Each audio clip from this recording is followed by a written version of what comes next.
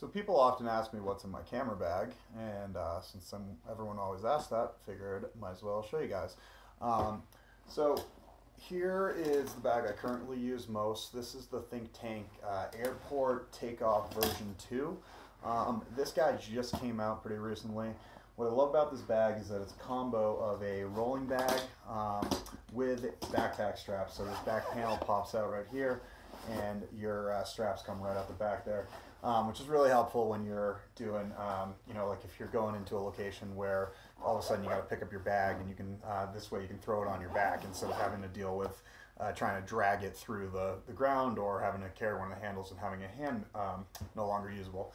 I pretty much swear by Think Tank bags. I use all Think Tank bags. I've got a ton of different ones I use for different purposes. This one carries a couple lights in it. I use their belt system. So really the Think Tank products are great, and I've done a bunch of reviews on those, which are actually on a website called activegearreview.com, so you can check some of those out. So let me open the bag here. In the top panel here, these are my spider holster, not spider holster. This is the Hold Fast Gear dual holster system. So I use this to carry 2 cameras at one time. Works pretty well. People think you're wearing really cool suspenders, which is pretty hilarious when they see that you've got cameras on. So I got that in there. Keep a couple of tethering cables. This is a long cable I use as an extension for plugging into my camera when I'm shooting tethered. Some of the other things in here: headlamp. Headlamps are always great to have if you're shooting in the dark. You're in a dark place, got to find something in your bag, got to find settings, whatever. Always good to have. Got hand warmers as well, which are good for you, good for models if they're getting cold and you're shooting out on location. Another good thing to keep in the bag. So let's open this baby up.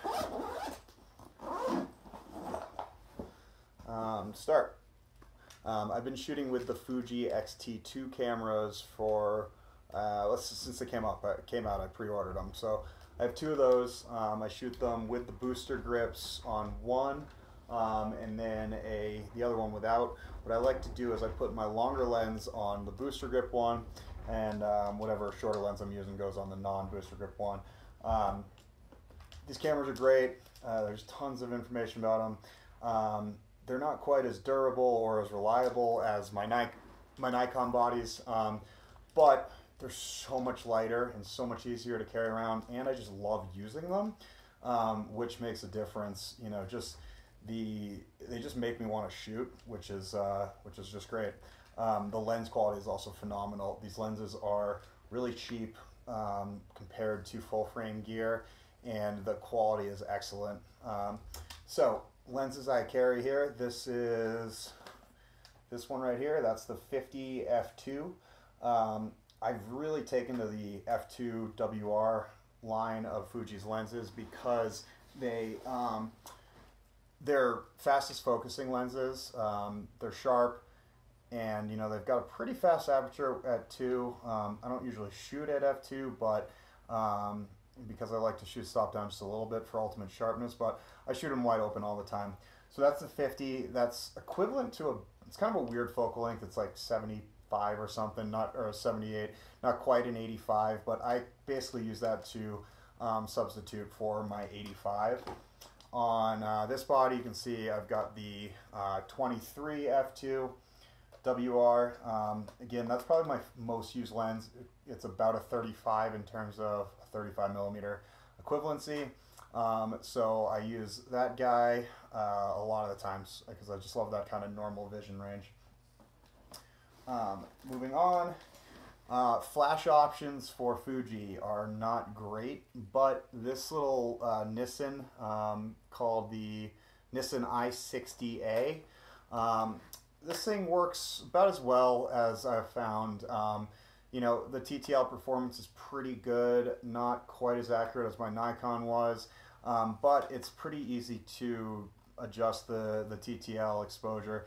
So you know, when I'm shooting, when I need an on-camera flash for event stuff, rehearsal dinners, that kind of thing, I can throw this on my Fuji, and it balances better than the big bodies. Sorry, the big traditional speed lights. What's interesting is that most of the weight is in the head here instead of in the battery pack here, which is just it's kind of weird, but it seems to work pretty well. Balances about as well on these small cameras as you would like. Again, works best if the camera body you're attaching it to has the grip attached, because it just balances a little better that way. I do like with the Fuji is that it just snaps in, has a little unlock button here, so you don't have to spin it down. So that's what I'm using for a flash, for on camera. Next up, it's my ASMP card wallet. I've had this thing forever. These things are great, made by Think Tank. Think Tank makes great card wallets, you know, along with a lot of other accessories. Pretty simple system. I put, if a card is ready to be used, it's face up. If it you know needs to be transferred, it goes face down. So that way I just always know if a card needs to be backed up or not. I've got CF cards and CF and SDs in there because my Nikons use CFs and the Fujis use the SD cards. So next up is my 10-24 from Fuji. This is a 10-24 f4. So it's a little on the slow side, but you know, the nice thing is it's got optical image stabilization, so you can turn on the VR on this and handhold it pretty steadily at pretty slow speeds. It's very sharp, gets great extreme wide angle shots. You know, not quite fisheye obviously, but still gets you some great dramatic shots. I use it a lot with sports. I do wish that this guy was weather sealed. Fuji has a weird approach to weather sealing. It's only in a couple other lenses, and it's only in the f2 lenses. That said, I've never really had a problem, and I've shot with it in you know, in snow and rainy conditions. So here's hoping it stays that way. This is the Fuji 16-55, basically your 24-70 2.8 equivalent. It's a beefy lens. It's really sharp. It's good for like shooting details at a wedding, or you know, just an all-around carry lens. It's a little bit big when you're just balancing it on the X-T2 body, so I prefer the primes. But it's just kind of imperative to have a backup for all of my primes, all in one lens. Super sharp, pretty fast focusing. It's got that 2.8, so it's a good lens, and it's weather sealed too, so it's good if you're shooting in bad weather. Next up here, let's look at, let's see, trigger. This is an X1 trigger for all my Godox Cheetah Light stuff. Pretty self-explanatory there. Another Godox trigger, same thing. This little bag, I keep, this just came with one of my bags, one of my Think Tank bags, but you can obviously get anything. I keep extra batteries in this, extra AA's, various things like little spigots for light stands. It's just good to have one of these to carry around random pieces of equipment. Next up here we got the Fuji 50-140, which is 2.8, which is basically your 70-200 equivalent. 2.8, a little smaller than the Nikon equivalent, a little less weight. It is stabilized. Great lens, pretty fast focusing. You know, none of the lenses focus as fast as the stuff I've seen on full frame, but it does do a pretty good job, and I've shot action sports with it, so it is capable in low light indoors, not the fastest focusing. You have to basically turn on the camera to continuous high and continuous autofocus in order for this to get really good autofocus performance, which you don't always want to do if, say, you're shooting a speech. This is one of my favorite things. Always good to have a tripod with you, no matter the size, because if you're traveling and you don't have a big one with you, and you're out on location, and say you didn't think you were going to need a tripod, but you decide you wanted to you know, you need a slower shutter speed or you want to stabilize something. This little Manfrotto guy here, this is the Manfrotto 209. It's a great little tripod. Obviously, it's pretty small, just like, you know, an inch or two off the ground. It's got a great little ball head here, and the beauty of it is it comes with this extension piece here. So you can buy it with this extension, and then what happens, this part goes between the ball head and the base, and it gives you a reasonable, about like say a foot off the ground, which is good enough for a nice, you know, if you're far back enough and shooting at your subject, this will give you a nice little bit of range and some stability, and it's just so pocketable that you can just throw it in your bag and always have something to stabilize your camera with. So that's really important.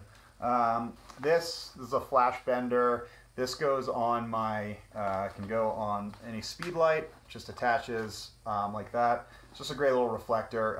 It also has a black pull-off panel, so sometimes I'll actually block this and use it on the front as a way of bouncing to create some nice directed shadows on the subject. This is a bigger version of that.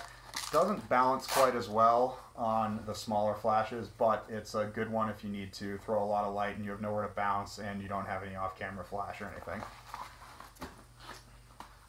Here are some gels, again from Rogue. Gels are great.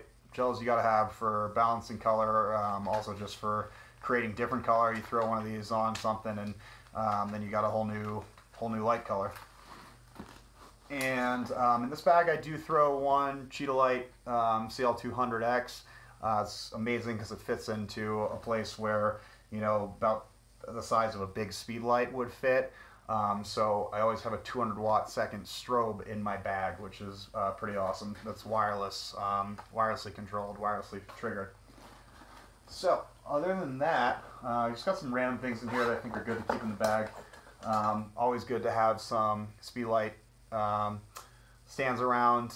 You never know when you need to attach a speed light somewhere. We've got a little spigot on the bottom so you can throw it on a stand. And then I just have, you know, various spigots as well, extras there. Some more gels, keep a polarizer in there, and that's pretty much it. You know, that covers me for a lot of things. So if you have any questions about my gear, what I carry, let me know in the comments. Thanks for watching, and let me know what else you guys want to see. I almost forgot one of the most important things. The blower bulb. This is a Giotto blower bulb. You need these. Always good to have one of these in your bag when you need to, you know, just give it a little squirt on the bottom of your lenses and inside your body when you are changing out lenses. Cuts down on post-production based on trying to remove dust. So there you go.